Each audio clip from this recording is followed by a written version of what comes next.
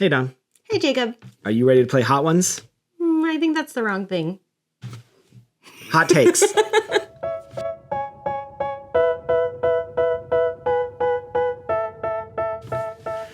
So, let's go over some photography trends. Yes. Some 2024, some general trends, and we're going to talk about our hot takes on them. Yes. And we have not discussed this with each other. No, we don't know each other's opinions on each thing. However, we do tend to be the same humans. Correct. So And we are old and hate everything. So right off the bat, we know where this is going. Get off our lawns. Yeah.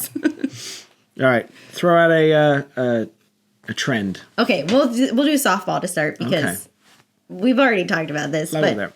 Natural light photography. I mean, I'm pro with a giant asterisk. Yes. As we've always said, when natural light is right, it's great. Mm-hmm. But I cannot do everything natural light 100% of the time. Mm-hmm. Again, I shoot with whatever light is available. Mm-hmm. Sometimes natural, sometimes a flash, sometimes both. Mm-hmm.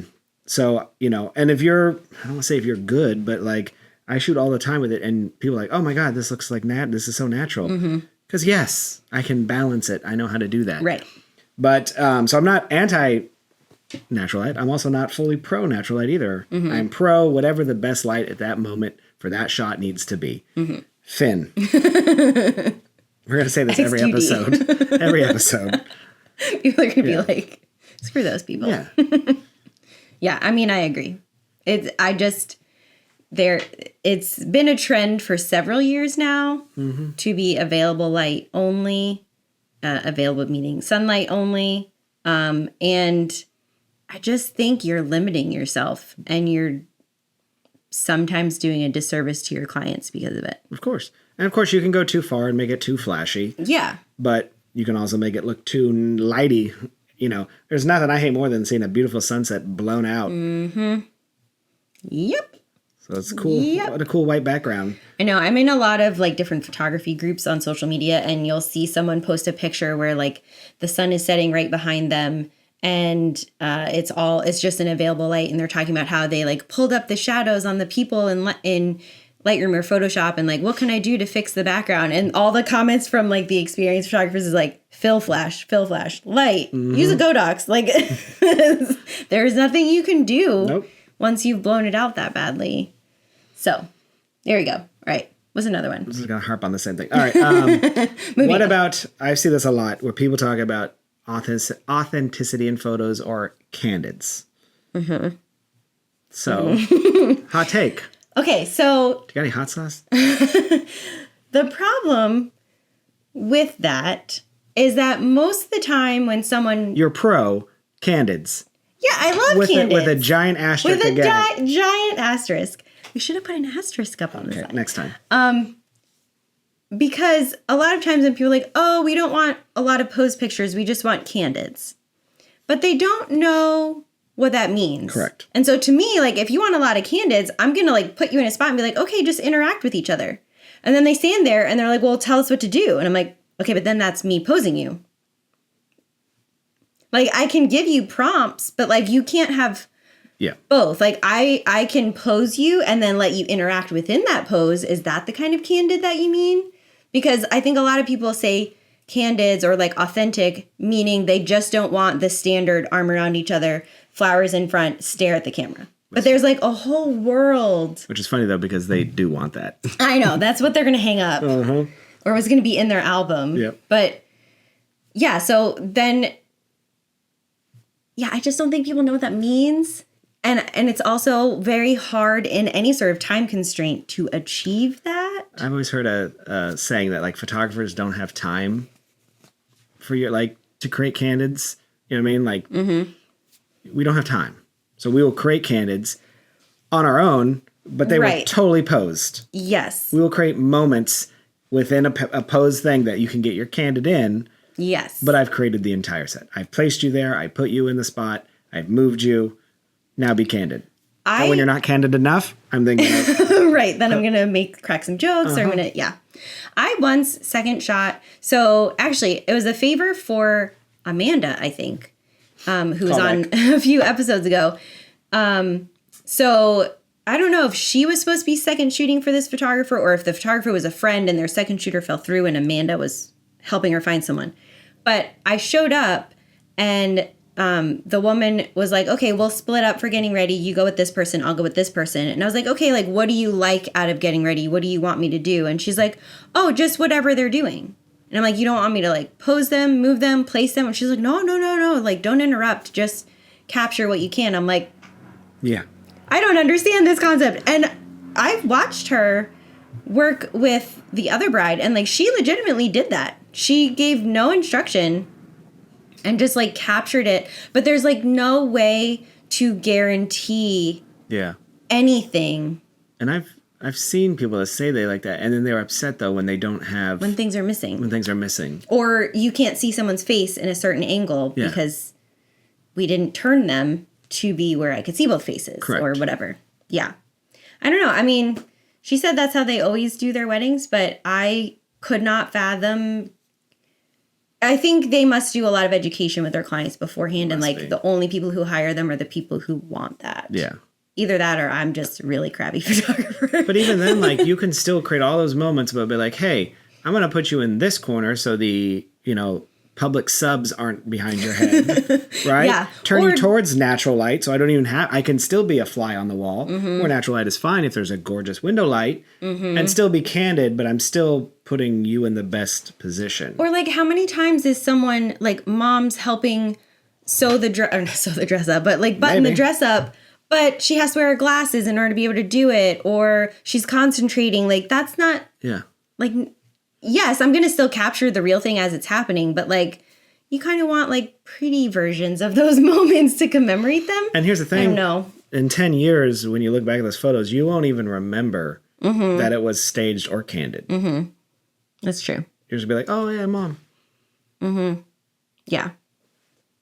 So yeah, pro authentic photography with a big asterisk. Yeah. And even when I do like family portraits, I always get the like staged photos of everyone looking at each other, and then we like tickle the kids, or like everyone look at mom, everyone look at dad, and then they start to get silly, or like the last 20 minutes, if the kids are young enough, is just me chasing the kids around a playground. Like, we capture that, but I don't personally think it can be just that. Not for paid stuff. At least. Yeah. At least that's what I say. Like, if your best friend wants to do it and just be the hole in the wall and documentary street photographer, sure. But if you have a paid job to get a wedding photos, I can't see it how you can just sit in a corner for the entire day. Yeah. I don't know. Do you remember that really big wedding we shot together, and they had a photographer from Wall Street Journal, New York Times, and he was a sit back photo. And have you ever seen any of those photos? Because none of them worked. That man did not get anything, because I literally climbed up his back to get the shot I wanted, which I think was the one that went in People magazine. Correct. And I don't think his picture. I think I had 4 lights just for myself. Yeah, for a midnight ceremony in a dark street. Yes. Like a street that's like, I would say it was like not the side street, but the main street, if you will. the big main street. Yeah. There's a very large lit structure in the background. Yes. And like, and he knew, and we moved fast because it was that. And then there was another thing coming, and he was not ready for any of it. And I had to be like, stand there, move, look at each other. And he, that poor man. He did not know what he was getting into that day. Nope. And we've never seen any of those photos. No. Because they don't exist. They're all garbage, I imagine. Not garbage, they're just unusable. Yeah. Yeah. That is not a scenario where you can get away with available light. Correct. Available light, and I'm just gonna hang out here in the back. Yeah. All right, so what do you think of the like vintage style, film style, like even the Polaroids and instant print kind of vibe? I am pro half of it. I mean, I'm not even negative all of it.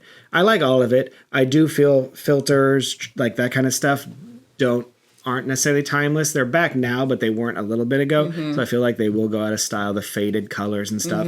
Do I like the look? I kind of do. Yeah. Like, but I know, like, for what we shoot for paid clients, they're gonna want timeless photos. Timeless will always be timeless. But when it comes to like the instant Polaroid, I actually do like that because that is the most candid. You're actually creating a moment in time. There's no editing. It just is what it is. You can barely tell what it's going to look like Yeah. as you're taking it. And I actually do. I mean, we both shoot Fuji, so there is a little bit of that, even though I don't use a lot of the film simulations on. I don't use any film simulations on client work. Right.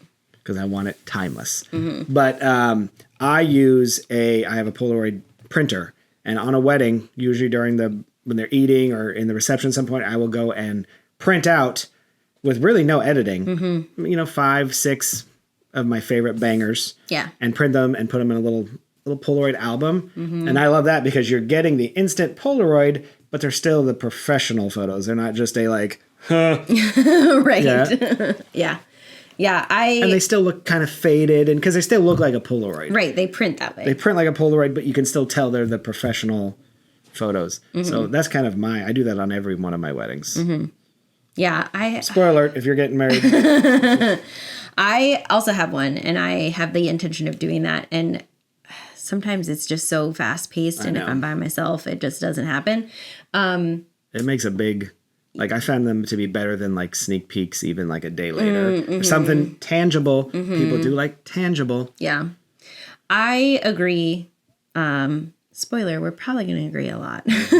But I mean, even in any of my editing, and there have been so many trends in like editing styles, like, the whole like orange tone kind of thing. And then everything was like teal toned, and, like there's been different trends, but I've always been very like, this is what it looked like when you experienced it. That's what I'm going to deliver. And that's what I'm going to deliver because, like you said, you want it to be timeless. Like, you don't want to look back at your bar mitzvah album or your wedding album in 20 years and be like, oh my gosh, how embarrassing. Right. Like, we did all this trendy stuff that doesn't look good anymore. Correct.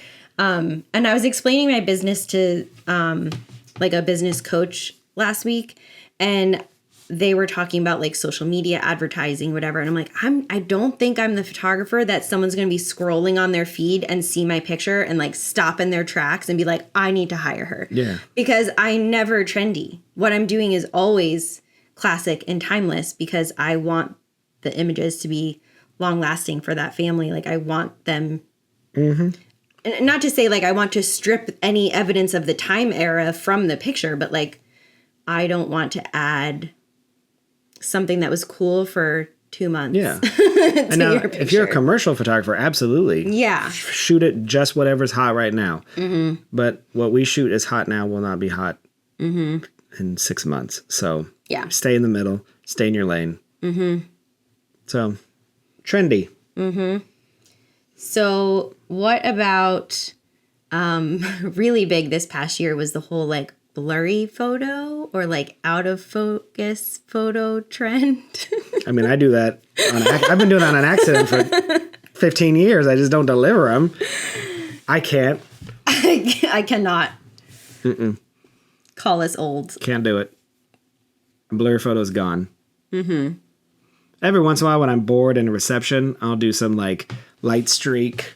Especially when they have like the light up glow stick Do some things. quick zooms out to give us some of that look. But you're going to get 3 of those. Yes. In your 100. I'm not delivering the first look blurry, I know. I don't get it. I see like the Instagram reels and the TikTok videos of like the wedding photos where they're like frolicking through the field. I'm like, it's daylight. How are they blurry?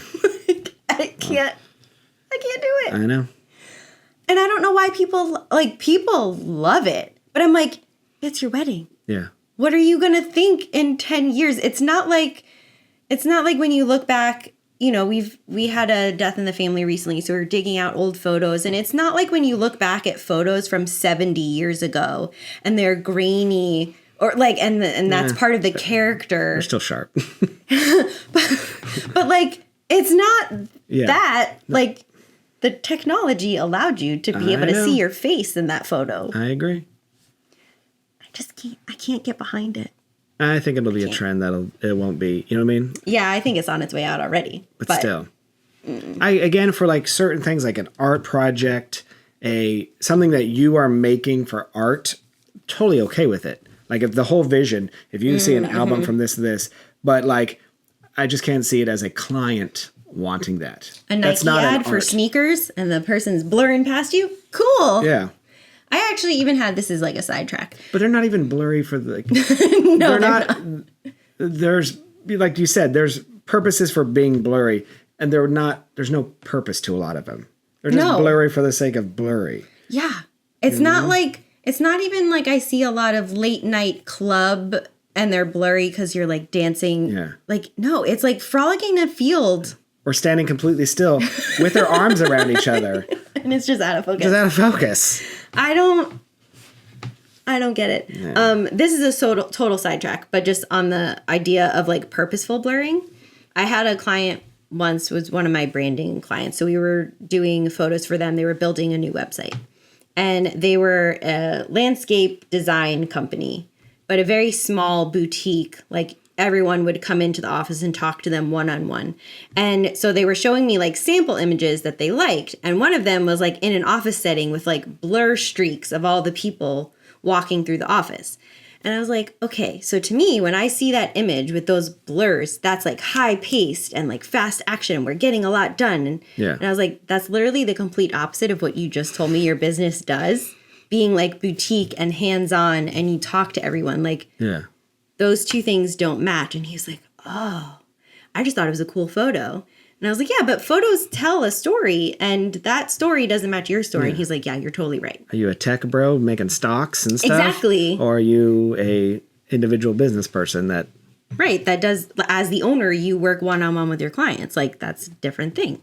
So, yeah, so there's always a purpose for that. But I can't get behind the purpose of it just on portraits and weddings. I just can't. It looks like every photo that my autofocus failed. Like, oh, if I could have delivered that, I'd be a millionaire. I know. Someone could have paid me for that. Dang. What about, I'll just say this one, shooting wide open? Okay. What is wide open? Well, first off, for you non-photography people. Yeah, so wide open means it's as wide as your aperture will allow. So on some... Like on a lot of my lenses, it's 2.8. 2.8. But, you know, sometimes it's 1.8, 1.4. Yeah. Okay. I'm going to write something down, and I'm going to show the audience. Oh, I'm excited. not going to show you. Uh-oh. Okay.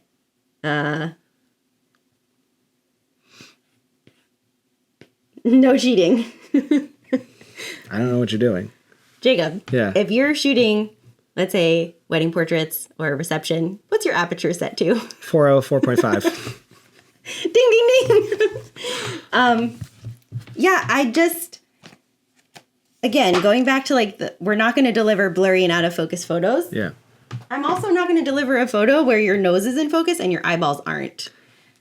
With 1.8, I always say, with great power comes great responsibility.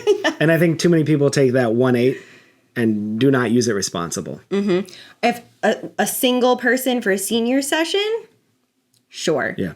I'm not doing 1.8 for a family. No. Or I'm not even doing 1.8 because like a lot of photographers for their, like I'm always envious of their reception shots because they seem to have like this perfect balance of their flashes and the ambient light in the room, but they're shooting the first dance at 1.4. Yeah. And I'm like, but that's too important of a moment to risk like this being in focus instead of their eyes.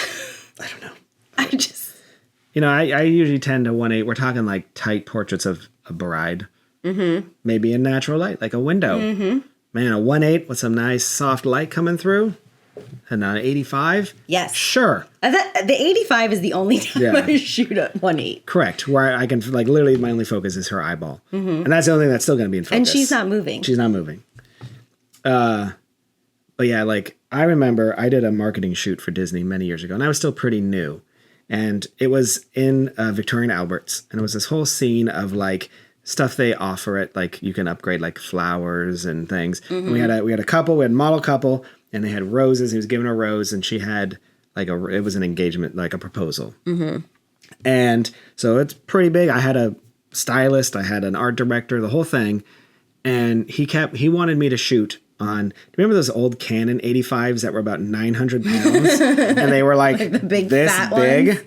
And I think it went down to 1.4. And he wanted me to shoot him as an 85, handheld, 1.4, and focus on her ring at like 30th of a second.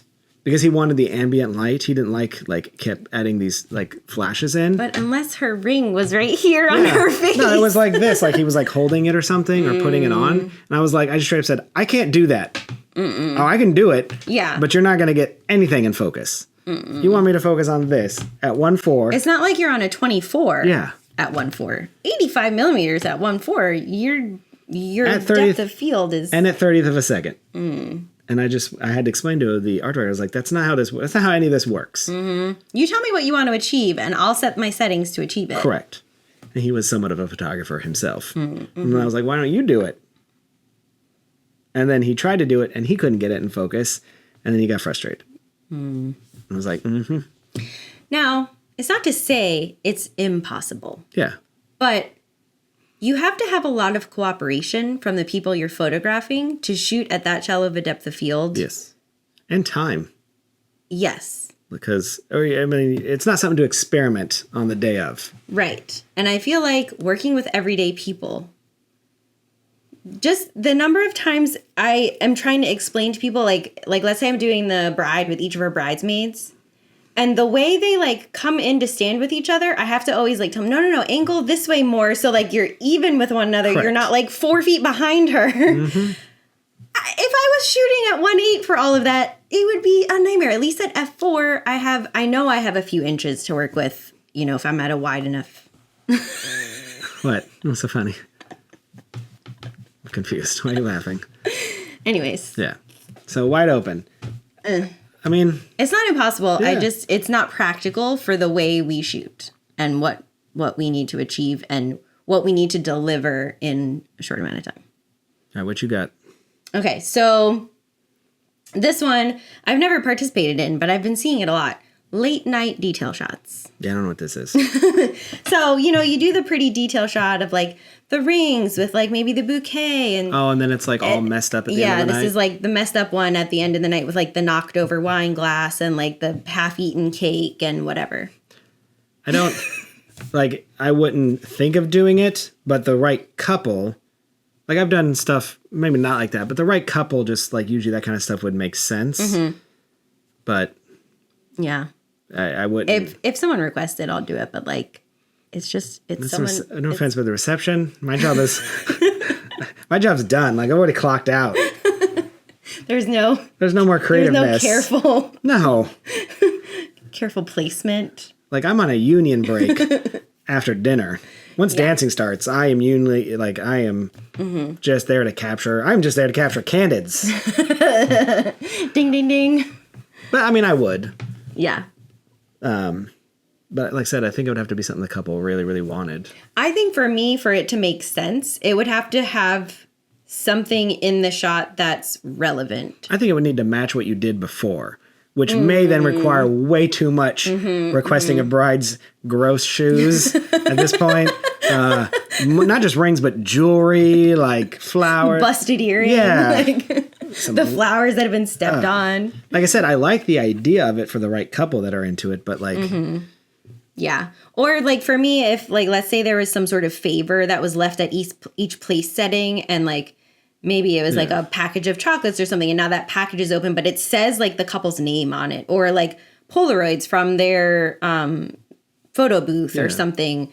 But I don't know. A lot of it I see, I'm like, cool. That's a picture of everyone's dirty dishes. Also looks like trash. Yeah, it looks like It trash. just looks like trash. It's the exact thing we try to avoid the entire wedding. Yeah. It looks like what I try to avoid on detail shots of the table.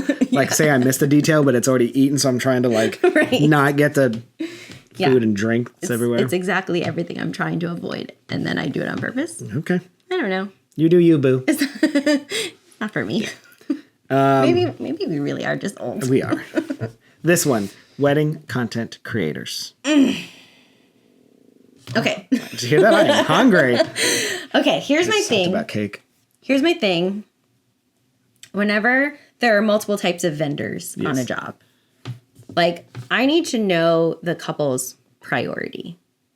So a lot of times we end up working with videographers we know, and we have a common goal. Yeah. Like we want, like you both want the couple to get great photos and videos. So you try to stay out of each other's way and support each other. Mm-hmm. But every once in a while you have someone who couldn't care less about you and doesn't get that you're like ruining something that's very important for the couple. So now you add a third layer of content creators. So if for people who don't know, Explain. it's a thing now where people will hire someone to come in just to take photo and video content on a phone to then be used to be made into Instagram Reels or TikTok videos. Which to me makes no sense because like if TikTok goes away, Well, your wedding video just went away. So I guess like when that, I haven't had that happen where I know they're coming in advance. I always just find out when like suddenly there's someone right up my butt the whole day. But like I would want to know what the priority is. And like, hey, if your priority is this content creation and I'm like the backup, or you really only care about the formal photos, I'm not going to fight with that person all day. But that's normally what ends up happening when I don't know in advance, because I'm like, what are you doing? You're in the way. You're in every shot. You're taking, like, why do you need TikTok videos of formal portraits? That makes no sense to me. Like, I don't know. Here's where we're going to disagree. Thumbnail. Oh, you do you think it's less work for you? No, yes. I actually think it's kind of a pro, and I'm kind of been digging them, but with this one major caveat. Okay. The photographer or the videographer, the content creator, is employed by them. Because then we can't control a third party. But when the videographer knows, like, get out of the way. Yeah. But what it does for me, which I like, is it prevents the bridesmaids from constantly doing that stuff when I need them to focus. But then say, like, if I go into the room to go do details, content creator, go there and go do a bunch of TikTok reels. That is a very good perspective. Until you're on a time crunch and they want to do 3 different TikTok videos that require singing and choreography just during getting ready. Fair. But I think that goes to your point of, like, what's more important? Right. You want to get married or you want to do some more TikTok videos? Yeah. I think You want photos of your dad or TikTok videos? This is a funny conversation considering tomorrow I'm going out on a shoot with you and Stephanie and I'm the content You're the content creator. So stay out of our way. I just framed it that way in my head. But I'm we there weren't even worried on about it. Stephanie's behalf. Correct. Like Stephanie is hiring me. You will never be in our way. No. And you're not really doing like choreography. You're just capturing. No, I'm just capturing what's happening. But I get that, like, you know, in this day and age, people want stuff immediately. They're not going to get that wedding video for 4 weeks. So, like, I get wanting to post stuff right away. And I'm okay with that. But again, the big thing is I want us to control it. So I've seen more and more videographers hiring, like, here's my 18-year-old daughter, and she's going to do it. And then I'm going to airdrop all that to you before we leave. Correct. I guess I do see it from that perspective. But a third-party content creator... Yeah, that's a whole other ballgame. That's like having a third photographer. Yeah. Or a second photographer and a videographer. But like a second company. Yeah. Like completely... And they're going to get what they get. Right. And so far, I've only had it happen on freelance stuff. I feel like I talk enough to my couples that, like, I would know about it. Or even my bar misses. Like, we have long enough conversations that I would find out about it in advance. Correct. But when I show up on these freelance gigs, like... Who knows who's showing up? Who knows? And who knows really, like, what the couple thinks is most important. So they've been in my shots. Like, if I'm on a long lens because I want a certain look during the first look and then you come and you stand right in front of me. Like, cool. Well, your cell phone is now in the way. Yep. So I feel like we've been ranting a lot. We have. This was Hot Rants by... Are we going to get sued by Hot Ones for saying that? Okay. Do you think Hot Ones is going to figure out that we said that? Yeah, they're very litigious. They're very litigious people. And we are exploding. Yes. Like, everyone knows about us. All right. What'd you shoot this week? Let's move on. Okay, so last week's episode, Jacob talked about his couple where he'd met Mom through Club 33. I shot their wedding. And so last week I had a shoot at Disney, and I didn't know anything about it till I got there. I just hadn't paid attention. But And who would have requested you? What person would have said you should get Dawn? so I pull up the notes for the photo shoot. It was me. It was a Magic Kingdom session. It was. So like I knew that much. But then it was like they got married on this day at the Swan and Dolphin and the Wedding Pavilion, and Jacob was the photographer, and I was like, oh my gosh, it's this couple. And let me tell you, you were not wrong in that mom planned everything and the couple had no idea about anything. Nope. So But they were okay with it. Yes. That's why I want to always focus on that. It's okay if everyone is on board. Yeah. No, they totally, like, they were the most chill couple ever. They had literally 0 requests. Yep. Like, Christmas decor was still up. I was like, do you guys want Christmas? Do you not want Christmas? And they were like, Whatever. Well, a little of each. Like, so chill, which is my favorite kind of couples to photograph, because there's nothing like putting a block on my creativity. Nothing makes me a worse photographer than you asking for too many specific things, because then it's like my brain is just worried about doing what you asked, and I'm not looking You for just like come assembly line the at that cool, point. yeah. You're just like here.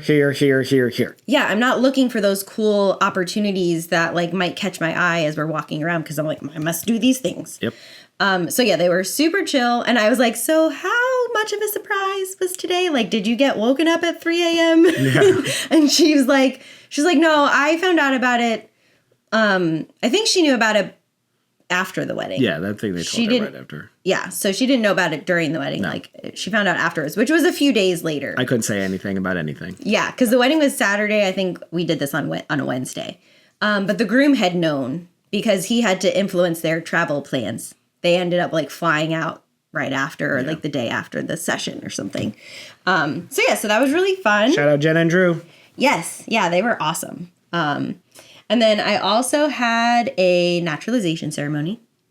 You love them. Yes. And I will be, so this past year I was like the backup photographer for the naturalization ceremonies, but moving forward, I am the main photographer for 2025. Uh-oh. So as of right now, I should be photographing them every month at the courthouse. Are there going to be any in 2025? I hope so. Yeah. Well, as of right now, they've all been scheduled, so we'll see what happens. Okay.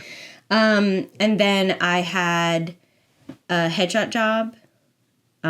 It was actually, I don't know if you remember, we talked about like my very first clients way back in the day that they hired me to do their engagement pictures. Sure. And like how embarrassing the photos were, but then they kept hiring me for things. And they like bought one of my first really nice lenses for me and like all this stuff. Very supportive friends. So the husband, his company is in South Florida, but they were doing their annual meeting in Orlando. So he hired me to come to the annual meeting and do headshots for the whole team. Nice. It went perfectly, smoothly. I used headshot tools for it. It was great. Everyone was super impressed. And then I went straight from there to a wedding. And then the next day, I had a bar mitzvah. And then the next day, I was at your house. I know. Well, we'll talk about that in a second. This was a slow week for me because, one, I had one engagement session. It was for my, what do we call them? Contract? Freelance. Freelance. Thank you. I can't think of that word. Freelance. I'm gonna put a poster board of like frequently forgotten words. Just put it right here. No. So I had the freelance engagement, so I'll shoot that wedding next year sometime. Who knows when? Yeah. But the big thing is my wife had a birthday this week. Yay! And it was a surprise party because it was a very unique date, which I won't say. Unique age. Right. Special age. An important one. An important age. She's excited about it. I think she's fine with sharing it. So I did a 2-day surprise party. She had no idea. So her birthday was on Saturday. Her actual birthday was on Saturday. So I did a surprise party and invited a bunch of people and family and friends. And on Friday night, we took her to dinner to try and throw her off. Because I was like, oh, we can only go to dinner on Friday because they were packed on Saturday. Ah. And then, so we did the family dinner. We went out and went to Kobe because she loves Kobe Japanese Steakhouse. And then... Why aren't Crystal and I best friends? I don't know. I mean... Crystal, text me. So then on Saturday, and for the whole week, I had been planning with her sister and her mom and everyone else and buying all this stuff for the party, but I couldn't set anything up. And so then I took Crystal out to go I got her for her present was we went to the mall and I was like, buy whatever you want. Mm-hmm. And which I know sounds a weird present, but I just needed her out of the house. Right. Like I don't control her money or anything, but it was just the excuse to. And all she ended up getting was a new iPhone. Yeah. But that's something that can take a very long time. It did take a long time. And I knew that would take a while too. So I'm glad she went there. So then while that did, all her family came over, started setting up, putting up decorations, putting out all the food. I'd ordered all the food, all her favorites. Everything was her favorite. And then they picked it up, brought it in. And when we got home, everyone was quiet in the dark and surprise. Sort of quiet. Sort of quiet. She didn't know though. No. I have a video of like the minute before you came in, like the minute from between when you guys parked and when you came in and like the bickering that was happening in the dark. But shut up. Yes. It was great. Yeah. It was so funny though, because I walked in and when I came, it was only family there and then me. And so I didn't know anyone except your kids. So I talked to them a little bit. JJ was very cute when I knocked on the door. He's like, "Oh, it's Dawn." But I went in and I met Crystal's sister and whatever. And then as other family were coming in, they're like, "You look so familiar. They're very famous. Why do I know your face?" So that was my first time going somewhere where people knew me. Yeah. So you're from famous. the podcast, but they didn't know me otherwise. And then when other friends showed up, they were like, "Yeah, that's Dawn." Yeah. Yeah, she's a normal human woman. Yeah. Relax. It was so funny. But yeah, so it went off well. She cried. I think she had no idea. So I think it was very successful. You got all her favorite foods. Wine, sushi, pizza for all the non-sushi people. Erin McKenna cake. Erin McKenna cake. Because she's gluten-free, dairy-free cake. Mm-hmm. And yeah, I think it went off very well. Cute decorations. You did a good job on the decorations, considering you couldn't see how they were executed. Yeah. They did turn out good. I had to give them all that to her sister. I was like, just make it look good. I wish you could have seen how many times the food on the table was rearranged. I'm sure. Perfected, and the balloons kept getting moved. Well, the funny thing is I left all of our fancy platters in the spare bedroom so that she could use them. And they ended up not using because she texted me. She was like, "Where are the plates?" I'm like, "I can't text you right now." She was like, "Oh, do you have any plates?" So they just put it out in the trays. And when I was home, I was like, the plates are right there with all the other things that I left on a table so you don't have to search for anything. It's fine. It worked. It was perfect. But yeah, and that was all of Saturday. So I actually turned down, I think, 2 jobs. Because like I said, it was a big important birthday. I'm sure Chris would have been like, "You should have taken the jobs." Yeah. But no, it was an important birthday. Yeah. So that's what we did this week. Cool.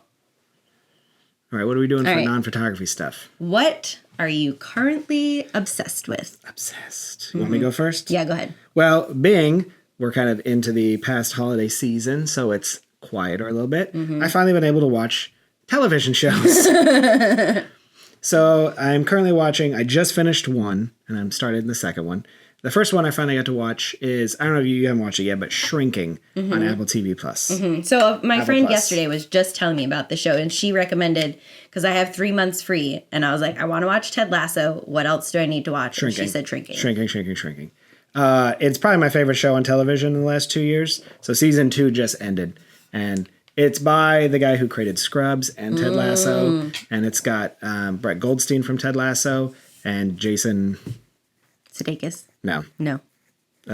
From Forgetting Sarah Marshall. Oh. Tall guy. And from How I Met Your Mother. Anyway, he's funny. Anyways. But the show is... I know who you're talking about. It's hilarious. It is heartbreaking. It is funny. It is sad. It's everything that, like I said, when we did our favorite shows, like Scrubs, it's that exact same comedy. Well, you will laugh, and then you will ugly cry a second later.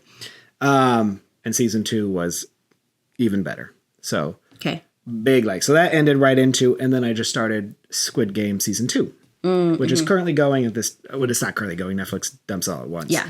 But I'm still 2 episodes out of the finale, and it's good. I will say with 2 episodes to go, no spoilers. I know they made a season 3, and they filmed it already. So clearly we're going into a cliffhanger because there's only 2 episodes left, and I'm like. There's a lot to finish. Yeah. But, I enjoyed the first one. And did you watch Squid Game, right? I watched the first season, yeah. Are you subtitles Korean or English overdub, whatever they call it? audio?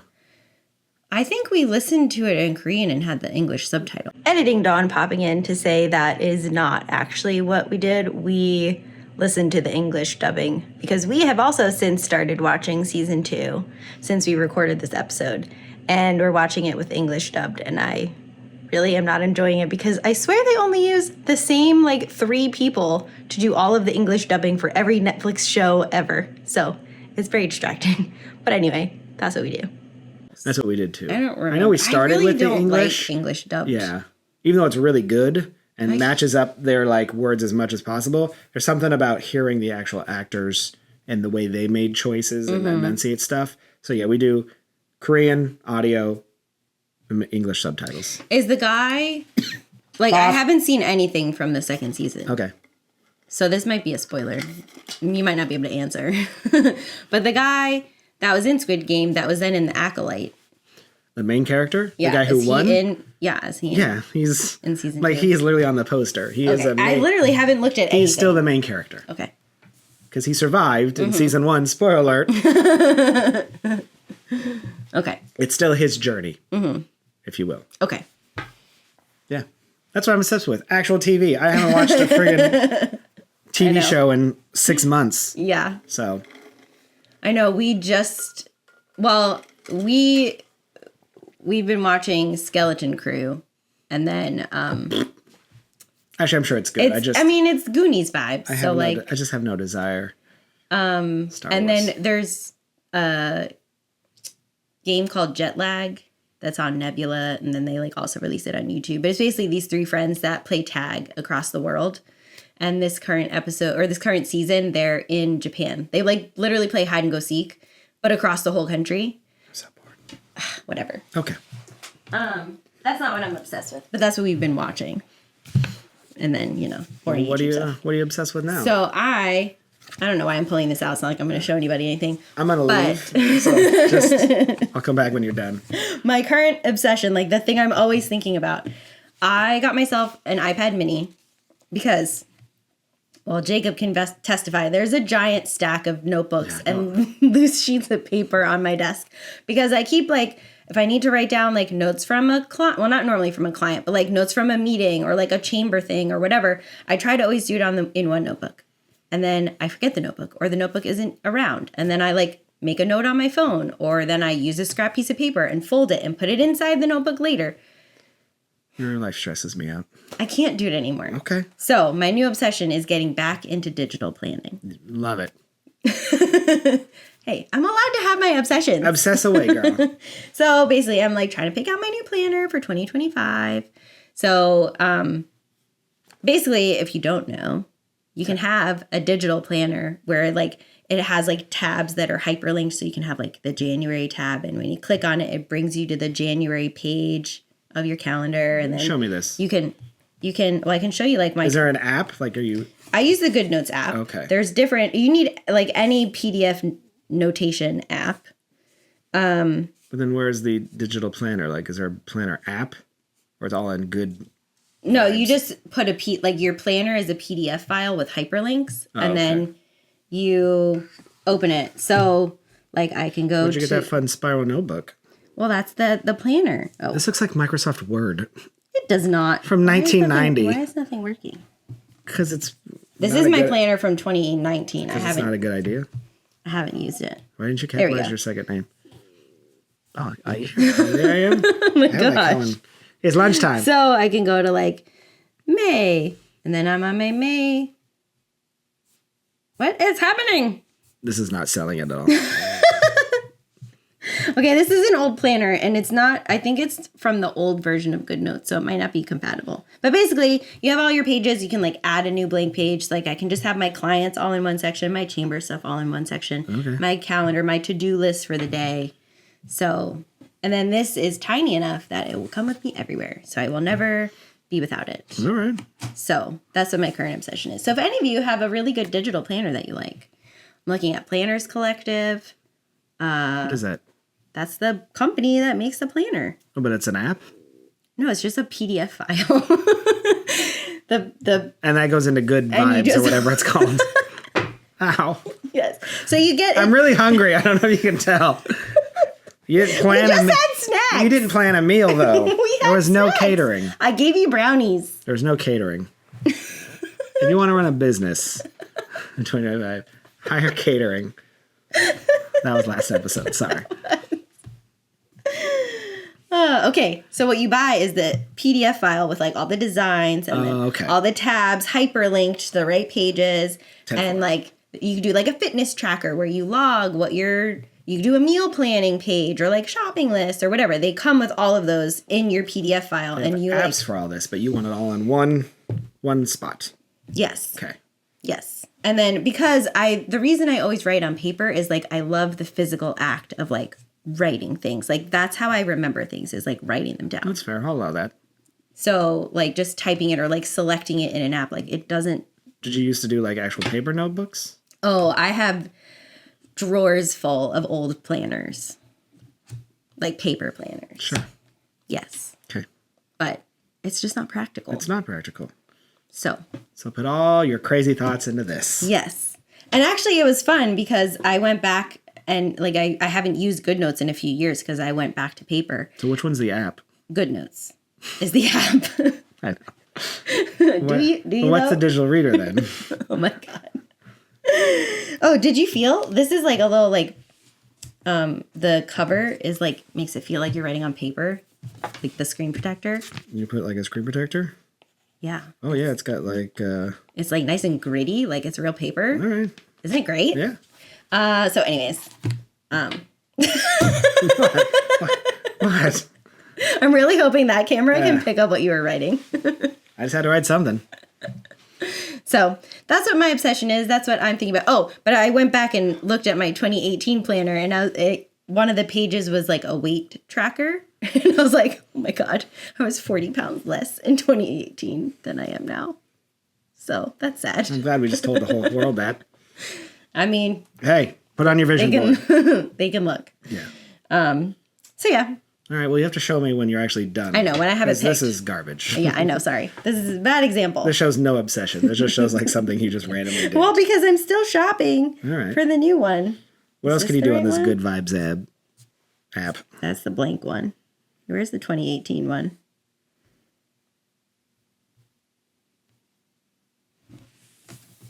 Oh, these are very See? fancy. And then you can like zoom in. So I have like recipes that I was saving. And then like, So you've never used this ever again. look, I have my packing list for whenever I travel. So I don't have to rewrite a packing list every time. You know, I have an app called Things, and I have the same thing, but like it's digital, and it says. But then you don't get to write it down. Yeah, but I get to check it off. I get to check it off too. Okay, I like to write things. that's fair. I'm not gonna yuck your yum. Okay, they're probably tired of hearing Yeah. us bicker. I'm going home. I'm gonna go get something to eat. Where's the nearest Taco Bell? Right down the street, actually. I'm leaving. That's Okay, ridiculous. bye. Thanks for watching.